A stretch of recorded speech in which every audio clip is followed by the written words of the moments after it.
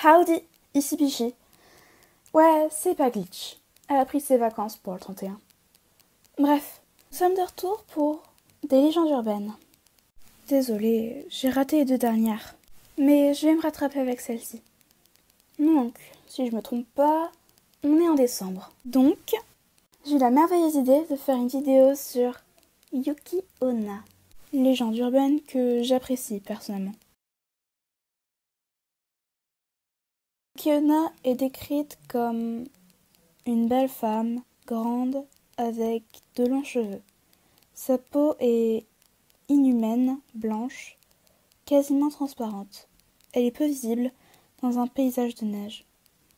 Elle porte quelquefois un kimono blanc, bien que certaines légendes la décrivent comme étant nue. Malgré sa grande beauté, ses yeux frappent de terreur. Elle flotte au-dessus de la neige, ne laissant pas d'empreinte. On dit parfois qu'elle n'a pas de pieds. Elle a la capacité de se transformer en un nuage de neige ou en brume, si elle se sent menacée. Bon allez, c'est le moment de ma partie préférée. L'histoire. Alors qu'une effroyable tempête sévissait sur la forêt, le bûcheron Mosaku et son apprenti Minokichi, âgé de 18 ans, se réfugièrent dans une petite cabane au milieu de la forêt. Pendant la nuit, le feu dans la cheminée s'éteignit, et le froid réveilla Minoshiki. C'est alors qu'il vit dans la pièce une jeune femme d'une grande beauté, et vêtue d'un kimono blanc. Elle avait la peau d'une blancheur irréelle, de longs cheveux noirs et des lèvres bleues. Quand elle marchait, elle semblait glisser au-dessus du sol.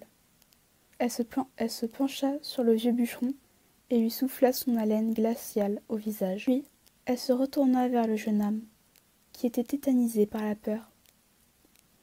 Mais elle fut prise de pitié devant son jeune âge ou sa beauté juvénile, et lui dit « Je ne vous tuerai point si vous promettez de ne jamais raconter ce que vous avez vu ce soir. » Le lendemain matin, Minokichi se réveilla et se rendit compte du décès de son patron.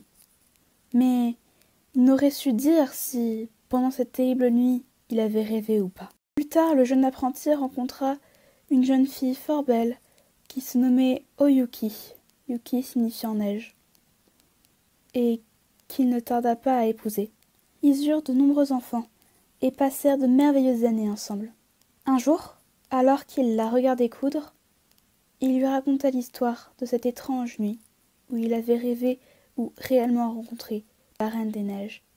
Yuki Onna, car c'était elle, se mit en colère et l'abandonna. Elle épargna sa vie en raison de leurs enfants, mais elle lui promit de venir le châtier s'il n'était pas un bon père pour eux. Puis, elle se transforma en une sorte de brouillard blanc et disparut par le trou de la cheminée. Yuki Onna est la personnification de l'hiver, et plus particulièrement des tempêtes de neige.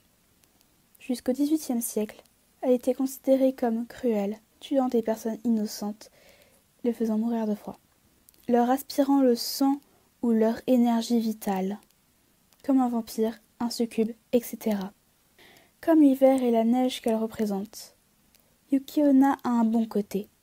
Elle laisse parfois échapper ses victimes pour des raisons variées. Aujourd'hui, elle est dépeinte comme étant plus humaine, bien qu'ayant un aspect fantomatique dans beaucoup d'histoires. Yuki Onna aide les personnes égarées dans la montagne. Bon, c'est la fin. J'espère que cette petite légende urbaine vous aura plu. Moi, en tout cas, je vais kiffer le montage.